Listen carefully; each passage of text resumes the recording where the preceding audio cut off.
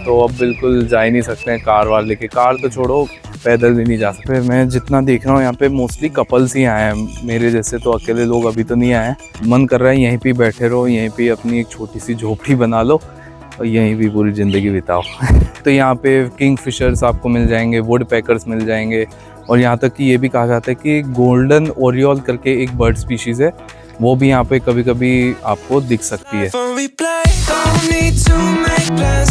तो स्वागत है भाइयों बहनों आपका एक नई वीडियो में, जहाँ पे मैं आ रखा हूँ राजस्थान के एक बहुत ही सुंदर से शहर अलवर में। अलवर पड़ता है लगभग 150 किलोमीटर दिल्ली से और लगभग उतना ही दूर पड़ता है जयपुर से। और इंटरेस्टिंग बात तो ये है कि अलवर भी आता है दिल्ली एनसीआर के अंडर। जी हाँ, आपने बिल्कुल सही सुना। वैसे तो हम जब भी दिल्ली एनसीआर का नाम सुनते हैं तो हमको ये लगता है कि दिल्ली एनसीआर में गुड़गांव, नोएडा, गाज़ियाबाद ये सब सिटीज़ आती हैं, बट जी नहीं, दिल्ली एनसीआर में बहुत सारी सिटीज़ आती हैं, जिनमें से एक अलवर भी है। Alwar although being 150 kilometres from Delhi, वो तब भी दिल्ली एनसीआर में ही पड़ता है।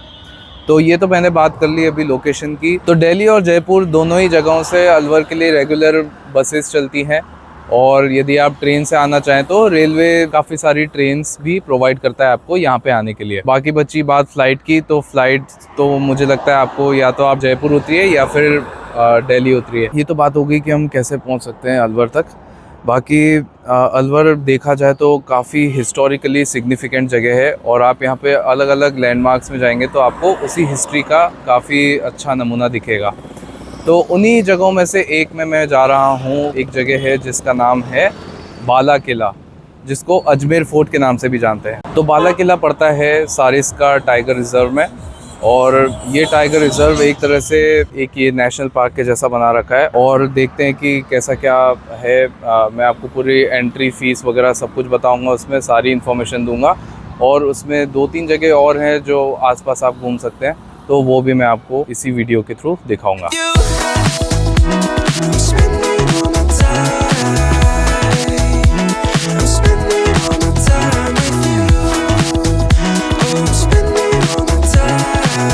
ये मैं आ गया था सारिस्का की एंट्रेंस पे, और यहाँ पे आप यदि ऊपर देखेंगे तो ये रहा बाला किला, है ना। तो अभी मैंने इन लोगों से बात की यहाँ पे, तो यहाँ पे बोल रहे हैं कि आगे की रोड यहाँ से टूटी हुई है, तो अब बिल्कुल जा ही नहीं सकते हैं कार वाले के। कार तो छोड़ो, पैदल भी नहीं जा सकते हैं ऊपर। तो अभी मैं सोच रहा हूँ कि ये वाला कैंसिल कर दूँगा। मैंने गेट पे पूछा था, तो वहाँ पे जो सिक्योरिटी गार्ड थी वो बोल रही थी, सिक्योरिटी गार्ड नहीं शायद एम्प्लॉई थी वो अंदर, तो वो बोल रही थी कि यहाँ पे एक मेला लगता है अप्रैल में, तो हो सकता है कि उस टाइम पे खुल जाए। तो चलो कोई बात नहीं, तो मैं आपको अब और जगह दिखाता हूँ अलवर में। प्लान तो मेरा आज का यही था कि मैं ऊपर जाऊंगा, आपको अच्छी अच्छी जगह दिखाऊंगा। वहाँ पे करणी माता मंदिर था, और ऊपर से ये भी है कि अच्छा सिटी का व्यू भी बढ़िया दिखता है। तो देखते हैं, मैं फिर बाद में आऊँगा। वैसे मैं आपको बता दूं, यहाँ पे आने का बेस्ट टाइम ये है कि आप सितंबर से लेके मार्च तक आएँ। बट अभी मैं भी वैसे उसी टाइम पे ही आया हूँ, फेब में, बट यहाँ पे रोड क्लोज्ड है, अभी बंद है। तो मैं यहीं एंट्री गेट पे खड़ा हूँ, और जो मैं बायोडाइवर्सिटी पार्क कह रहा था उसकी एंट्रेंस यहीं से ही है ना। तो यहाँ पे आप आके अपनी गाड़ी खड़ी कर सकते हो। तो यहाँ पे देख लें, यहाँ पे पॉज करके देख लेना क्या क्या रेट है। कार के लिए यहाँ पे 30 रुपये। तो चलो वहाँ आगे जाने की ज़रूरत नहीं, यहीं से ही मैं घुस रहा हूँ अंदर। देखते हैं, अभी थोड़ा सुनसान सा है, ठीक है, जितना हो पाएगा एक्सप्लोर कर लेंगे, क्योंकि आज मुझे 2-3 जगह और एक्सप्लोर करनी है। यहाँ पे ऐसा कहा जाता है कि एक तो ये टाइगर रिजर्व तो है ही, तो यहाँ पे टाइगर्स तो होंगे ही ऑफ कोर्स, बट इस एरिया में नहीं है, इस एरिया में थोड़े कम है। बट जैसे जैसे आप थोड़ा और डीप जाएंगे इस रिजर्व में, तो वहाँ पे आपको टाइगर्स मिलेंगे। यहाँ पे मोस्टली आपको पीकॉक्स मिल जाएंगे, मोर, सांबर मिल जाएंगे, ब्लैक बक डियर जिनको बोलते हैं, ब्लैक बक डियर ही बोलते हैं शायद, पता नहीं, मैं देखता हूँ। यहाँ पे देखो लिटरली कोई भी नहीं है, ये देखो। ठीक है, मैं देखता हूँ, अगर ज़्यादा ही सुनसान हुआ तो बाहर आ जाऊँगा वापस, तभी ज़्यादा रिस्क नहीं लेना है मुझे।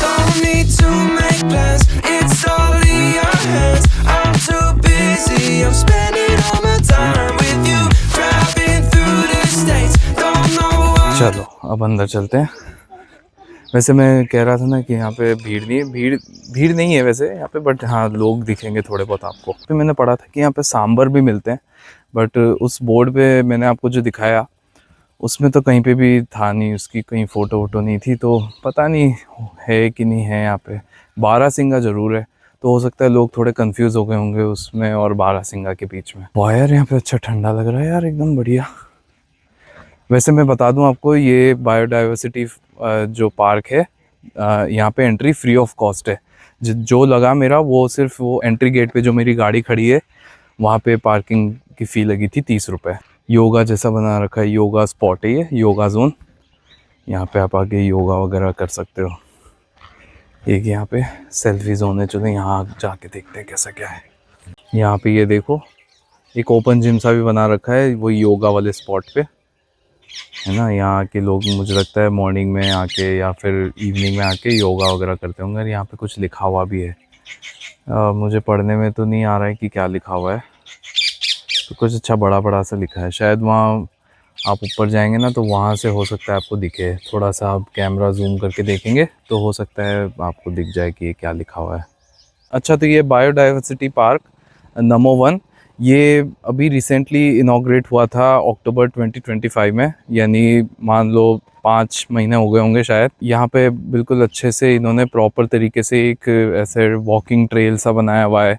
आसपास अच्छी फैसिलिटीज़ दी हैं बैठने करने की और फोटोज़ वगैरह खिंचाने की। तो ये जो पूरा है एरिया, ये एक तरह से अलवर का ग्रीन लंग कहा जाता है।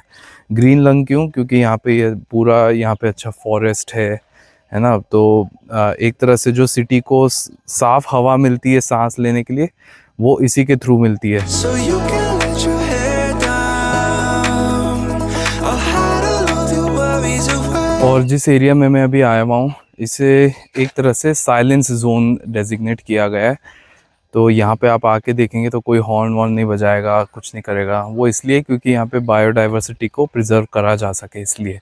अब आप जैसे यहाँ पे आके पैं पैं पी पी करोगे तो बेचारे यहाँ पे एनिमल्स हैं, वो डर के भागने लग जाएंगे। तो अभी मैं आ गया हूँ ऑलमोस्ट एंड तक। ये है यहाँ पे किड्स प्ले एरिया। यहाँ पे बीच में ही एक पीकॉक कंजर्वेशन जोन भी है। मैंने तो अभी तक कोई पीकॉक देखे नहीं है, और पीकॉक इस सीज़न में आपको देखने को भी नहीं मिलेंगे ज़्यादा। वैसे दिख तो जाएंगे आपको, बट वो थोड़ी क्या ठंडी जगह प्रेफर करते हैं, तो इसलिए ऐसे धूप में, एकदम चिलचिलाती धूप में तो बाहर बिल्कुल नहीं निकलेंगे। आप अपने बच्चों को ला रहे हैं तो ये एक परफेक्ट स्पॉट है ना, एंजॉय करने के लिए। और आप एज अ कपल भी आ रहे हैं तो भी बहुत बढ़िया है। मैं यहाँ से आ रहा था ना, जैसे जैसे वॉक कर रहा था, तो मैंने काफ़ी जगह कपल्स को बैठे हुए देखा था।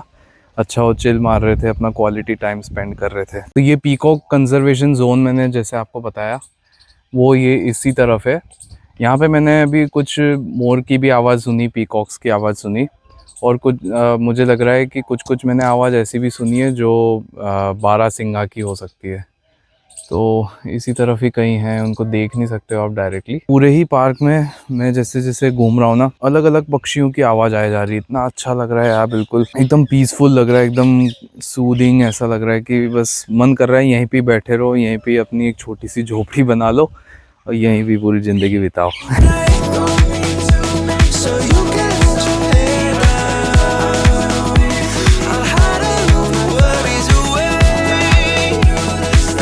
तो ये देखो, ये मैं आ गया इस नर्सरी में, और यहाँ पे अलग अलग फ्लावरिंग प्लांट्स भी दिख रहे हैं। बहुत सारे टाइप्स के प्लांट्स हैं इधर। जैसे देखो, ये तो रोज़ का हो गया, गुलाब। उस तरफ मैं आपको दिखाऊं तो ये शायद ये गेंदे का है।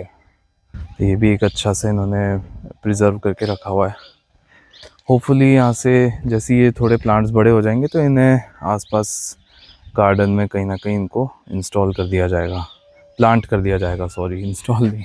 काफ़ी छोटा सा है बट काफ़ी अच्छे से इन्होंने बनाया हुआ है।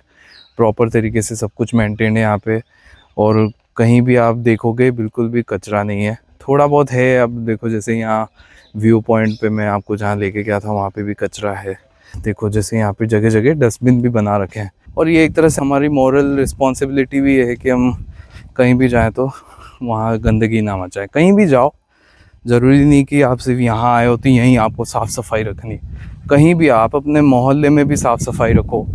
आप जहाँ रहते हो, घर तो आप खैर साफ़ रखते ही हो, पर अपने आसपास के सराउंडिंग्स को भी साफ़ रखो, है ना। और ऐसी जगह आ रहे हो तो यहाँ पे भी आप साफ़ सफाई रखो। तो ये एक्चुअली यहाँ पे ये जो लिखा हुआ है, ये है ऊपर जो लिखा है वो है बायोडाइवर्सिटी पार्क, और नीचे लिखा हुआ है प्रताप वन, है ना। पे मैं जितना देख रहा हूँ यहाँ पे मोस्टली कपल्स ही आए हैं, मेरे जैसे तो अकेले लोग अभी तो नहीं आए हैं। यहाँ पे आई गेस एक वाटरफॉल चलता होगा, बट अभी तो बंद है ये। और यहाँ पे क्या मतलब पूरे ही पार्क में आपको टॉयलेट्स की फैसिलिटीज़ मिल जाएंगी, तो ये भी एक अच्छी बात है यहाँ पे।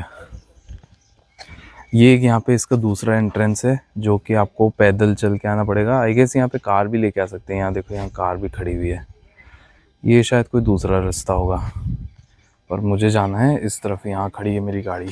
तो आपको यदि बर्ड वॉचिंग का शौक़ है तो इन दोनों बायोडाइवर्सिटी पार्क्स में से एक में आप कभी भी आ सकते हैं और यहाँ पे बर्ड वॉचिंग का आनंद उठा सकते हैं। बर्ड वॉचिंग हो गई, फोटोग्राफी हो गई, वाइल्ड लाइफ, है ना। तो यहाँ पे किंग फिशर्स आपको मिल जाएंगे, वुड पैकर्स मिल जाएंगे, और यहाँ तक कि ये भी कहा जाता है कि गोल्डन ओरियोल करके एक बर्ड स्पीशीज़ है, वो भी यहाँ पे कभी कभी आपको दिख सकती है। तो यहाँ पे आइडियल टाइम आने का है जुलाई से लेके मार्च के बीच में, और यदि आप मानसून के टाइम पे आए तो वो तो आइडियल से भी आइडियल है, यूँ समझ लो, क्योंकि बारिश का मौसम होता है, यही सबसे आइडियल होता है मोस्टली बर्ड्स के लिए, वही निकलती हैं आसपास, है ना। और सबसे ख़ास बात तो ये कि यहाँ पे जो पीकॉक कंजर्वेशन जोन है, वहाँ पे आपको पीकॉक्स वगैरह भी अच्छे मिल जाएंगे। तो अभी मैं यहाँ से निकल रहा हूँ और नेक्स्ट आपको ले चलूँगा मूसी रानी छतरी की तरफ।